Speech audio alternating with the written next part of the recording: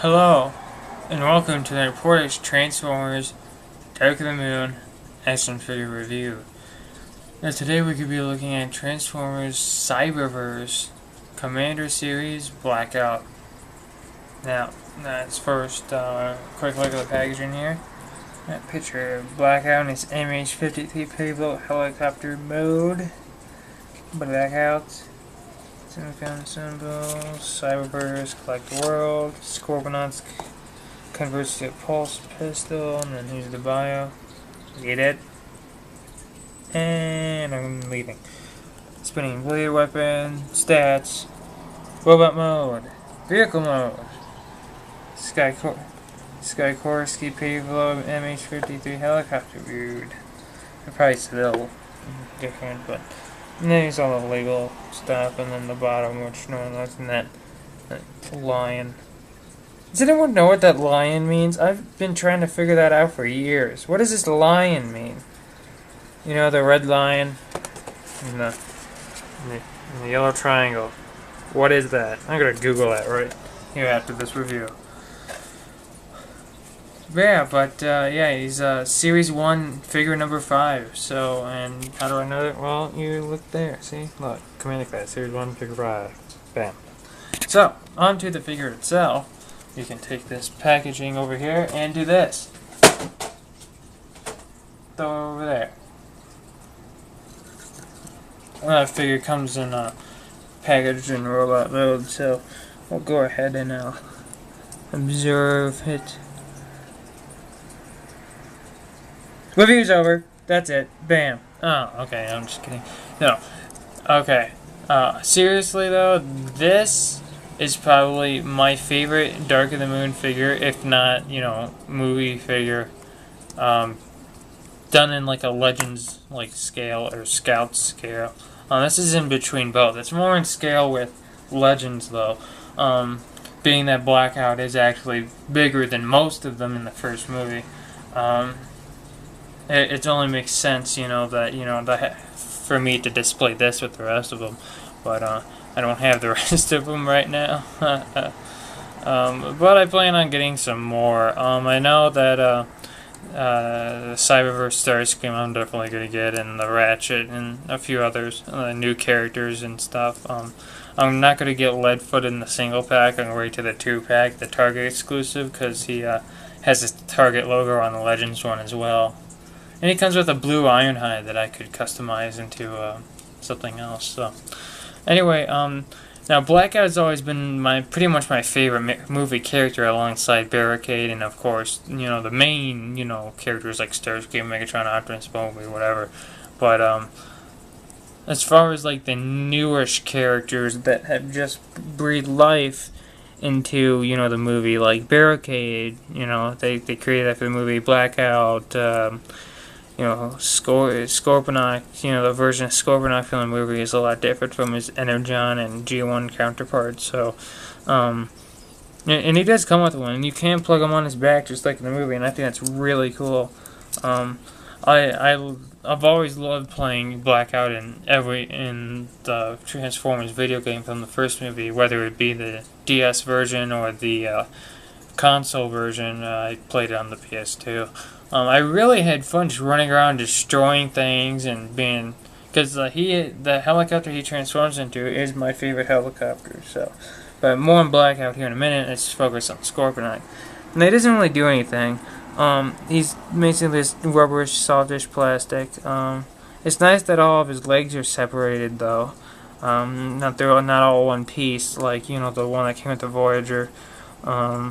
The claws are actually very, very detailed, and they're kind of hollow in there, if you can see, for the claws. So that's cool. He looks very, very good for being a small and coming in a commander class figure that costs around $8. His stinger does go forward and back, and there's a hinge on it as well, so it can go forward and back on that hinge as well. We gotta be careful because it's a softer plastic, but it's a softer plastic. But no, I wish he was painted a little bit more movie accurate, but It's okay. I kind of like him in this. He looks kind of more like just a regular scorpion. He doesn't look, you know what I mean? I mean, being this small, you know, he would pass as just a regular little scorpion little toy. I remember having a bunch of little plastic animals and insects and stuff, and this really reminds me of like what I used to have as a kid. I had a bunch of them too. I had like a zoo. But anyway, what you want to do, you can flip this up here. This silver piece, just untab it there, and it forms a barrel. And then you just take the stinger, fold it up, and there's a peg on the bottom of the stinger. And actually, I don't know if even I got that. What you want to do is you want to pull out barrel. There, it's just under the underside. All you gotta do is just take it and unpeg it. And then all you have to do now is just, you see that hole there? There's a peg on the stinger. All you want to do is just fold it up like that. There's a handle here, and Blackout can actually hold them like a target master. So, being I don't display him holding Scorpion on, because it just looks like a scorpion gun, but it's funny that they included that, because if there was ever a movie Target Master, Scorponok would totally be the perfect Target Master for Blackout. I mean, come on, that's like, how come it hasn't been done already? But I'm actually kind of warming up to it. I think it's kind of cool, actually, now. I'm actually warming up to it right now, but I probably won't display him that way. It would really help if he had a head swivel, but he does not. At least not to my knowledge, he does not.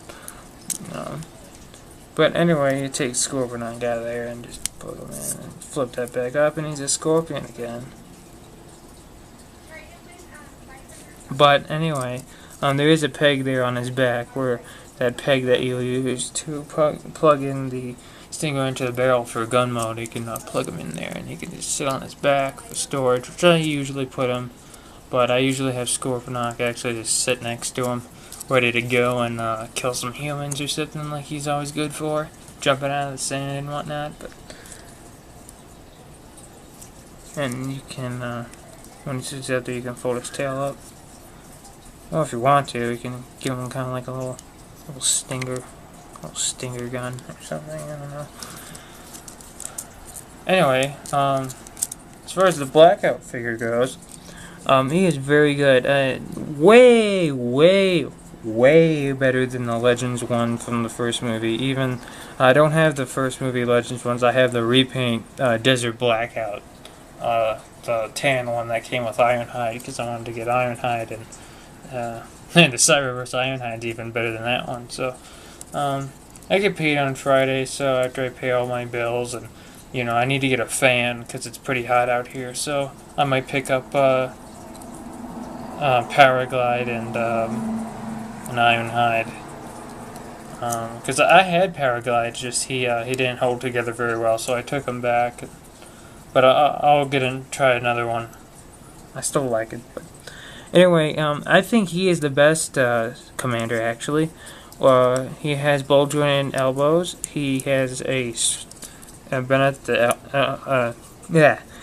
ball jointed shoulders, and he has a bend at the elbow, and he has a rotation full 360 at the upper part of the forearm. So that's pretty cool.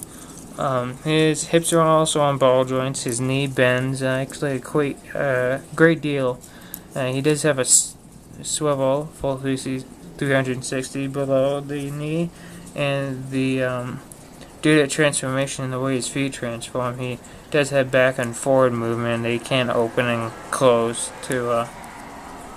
But the only problem I have with this figure, though, is that sometimes he doesn't stand very well. He's got to stand a little wide-legged. It'd be nice if he could stand with his feet flat on the ground, but due to how wide they are, he can't really do that. But I mean, he stands fine. Well, sometimes. But he tends to stand pretty fine as long as I'm not messing around with him. I usually just have him sit over there next to Captain Britain and Captain America, just like that, on my computer. So, being how he's my favorite and all, but anyway, and he has a nice Decepticon symbol on his chest. And the head sculpt's really cool. I really like it. Really like it. Perfect. Perfect for Blackout. And yeah, the shoulders are a little bit out, but I kind of like it. It makes him look kind of muscular. And this is the best version, so I mean, hey, it's Blackout. There's no Blackout out that I don't like. I don't even have the Fast Action Battlers one, but if I see it around anymore, I probably will get it just because it's Blackout. But yeah. So transformation: fold toes and the heels up into the legs. And I really like the leg transformation on him. I think that's the best part. What you want to do now is you want to rotate these out. Rotate his arms to the panels, which go out there, and they kind of slide over this little tab here and sit in place. And you just want to do that, and then you want to open those. Now what you want to do is you want to lift up the chest, like so, and then you want to make one of these back like robot mode was. And then rotate this so it has some clearance, and rotate it all the way back in the proper position. And then now you take the legs and you fold them off. Yeah, they have popped up. You know, to show them, I believe like so. Yeah, so that the front part is facing in, and they both meet. And then you want to bend the knees, and then there's two slots right here, and there's two kind of like pegs that kind of look like triangles. And they're silver. I don't know if you can see them very well, but they're right there, right where my very long thumbnail is. I have to cut my nails. I'll do that here tonight, and then you just fold them in like so. And then what you do is you just rotate this and push this in. And the same on here. And you want to be careful when you're doing this, because that's probably the most stressful part of the whole transformation, is just rotating those in. And then you have that. And then what you want to do now is oh, and I forget to mention this. In robot mode, if you can see his arm, you can't flip his tail rotor out, and he can use this as a blade if you want. But kind of like he had that blade in the movie, but I tend not to do it, and it does kind of hamper his articulation just a little bit, but not too bad. I don't. It doesn't matter too much to me, but it might to some other people. You see these two holes right here. They peg in via the pegs on the other arm, and you just want to peg those together, and then kind of push it in. There's some tiny little silver tabs that on the feet that you tab, and then what you want to do now is just rotate and snap in the tail, like so. There's a little slot and a little peg, so I'll just tab that in. Now, the last thing you gotta do is just take the helicopter rotor and then rotate the blades out. Now the only thing about this, you gotta be really careful because these are kind of thin and you might break them. So just in the layers, see, one's on top, one's in the middle, one's on bottom. So just rotate them like so. And yeah, they kind of sit funny, like an angle. But it's not overly bad. I forgive this figure a lot for its flaws, especially the exposed hands, which don't really bother me as I thought they would. I mean, yeah, sure, they could not be there, but hey, I mean, it's essentially a larger and more to scale Legend size figure, so I don't really mind it that much. I mean, the Legends Ironhide in the first movie had exposed hands, so. And I like him enough, so. But for what it's worth, this is an excellent and, I say, perfect rendition of the MH-53 Pablo helicopter. Now, this helicopter is my favorite helicopter of all helicopters. So, naturally, that's another good thing for Blackout, how I like his character and he transforms into my favorite helicopter. But It's just the way this looks, and it has a nice amount of detail for being as small as he is. So I think that's really cool. And yellow window frames, and the Decepticon symbols on the front now, and he's got 3 molded wheels, 2 on the back and 1 on the front, so he can stand there. And as you can guess, this spins and this spins, so that's really cool. Anyway, now these are his legs. This is the back, and I love the way they look like the engine piece. I just, that's such a great idea. I just love that. He does have visible head syndrome, but it's not that bad actually. I don't mind it. Besides, hey, and when he's flying, helicopters fly like this. You can actually look down to make sure nobody's down there trying to bomb him like a tank or something, like Warpath or whatever. Actually, Flak is a Cyberverse figure in the Wave 3 that I plan on getting, who transforms into a tank. So can't wait for that figure too. So put him against Blackout here.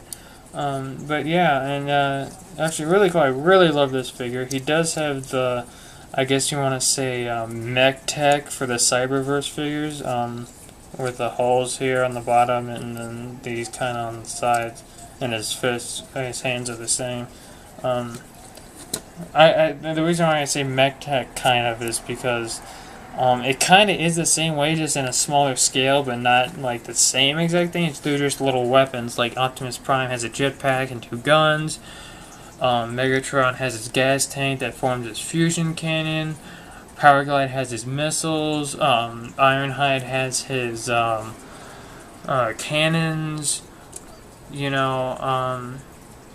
And I guess for Blackout, he's got Scorponok here. And yeah, and I totally recommend this figure. I found it at my local Walmart a couple weeks ago for it was like $7.99, and some people might think that's a little bit too much for a figure of this size, but I think it's totally worth it. Even if you're a big movie fan and you really like these figures, and you're a big small scale collector, you like Legends and everything, this is the perfect version of Blackout. And if they make a repaint into Grindor from Revenge of the Fallen, I will totally buy that one too. I don't do repaints really too much. I have been getting some repaints, but that's because hey, if they paint it good enough and I like it good enough, I'm gonna buy it. So thanks guys for watching, and stay tuned.